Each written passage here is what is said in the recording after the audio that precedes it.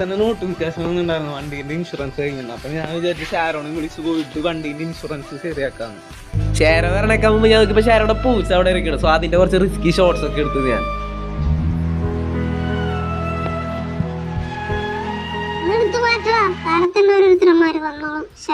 ഷാരോ വന്നപ്പോ പോലും പൂച്ച മൈൻഡ് ചെയ്യാണ്ട് ആറ്റിറ്റ്യൂഡ് ഇട്ടിരുന്നു. അപ്പൊ പിന്നെ എന്റെ അടുത്ത് ഇങ്ങനെ പറയണേല് തെറ്റില്ല അല്ലേ?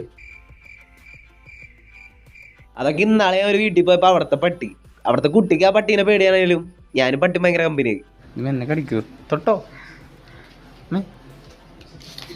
ഇല്ല അങ്ങനെ പതുക്കെ തൊട്ടാ മതി. ഇങ്ങനെ